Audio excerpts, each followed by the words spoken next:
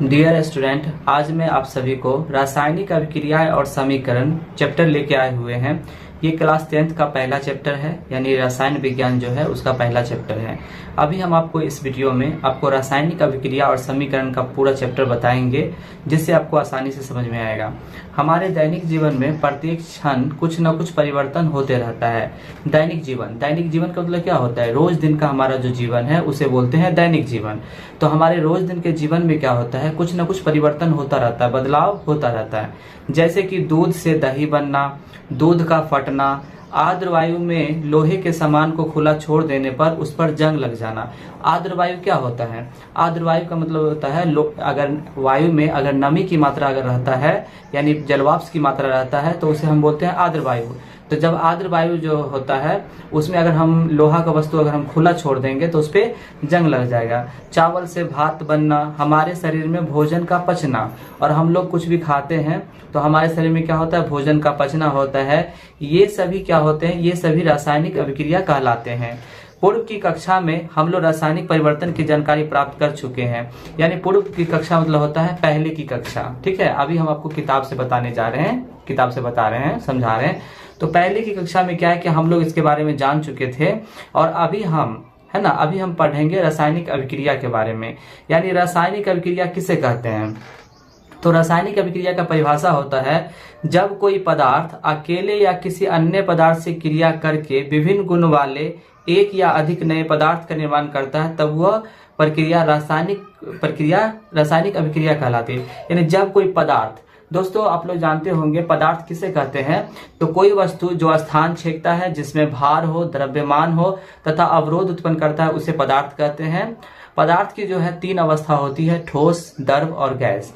तो यहाँ पे परिभाषा दे रहा है कि जब कोई पदार्थ अकेले या किसी अन्य पदार्थ से, यानी अकेले या किसी अन्य पदार्थ से क्रिया करके विभिन्न गुण वाले एक या अधिक नए पदार्थ का निर्माण करता है, तो उसे वह प्रक्रिया रासायनिक अभिक्रिया कहलाती है। ठीक है, और रासायनिक अभिक्रिया में एक होता है अभिकारक और दूसरा होता है प्रतिफल। ठीक है, तो अभिकारक क्या होता है? तो रासायनिक अभिक्रिया में भाग लेने वाले पदार्थ को अभिकारक कहते हैं, और प्रतिफल किसे कहते हैं? तो प्रक्रिया के फलस्वरूप, है ना, यानी रासायनिक अभिक्रिया के फलस्वरूप जो नया पदार्थ बनता है उसे बोलते हैं प्रतिफल। जैसे कि उदाहरण है H2 + Cl2 = 2HCl। यानी H2 मतलब होता है हाइड्रोजन, Cl मतलब होता है क्लोरीन। जब हाइड्रोजन और क्लोरीन की अभिक्रिया कराते हैं तो हाइड्रोजन क्लोराइड बनता है।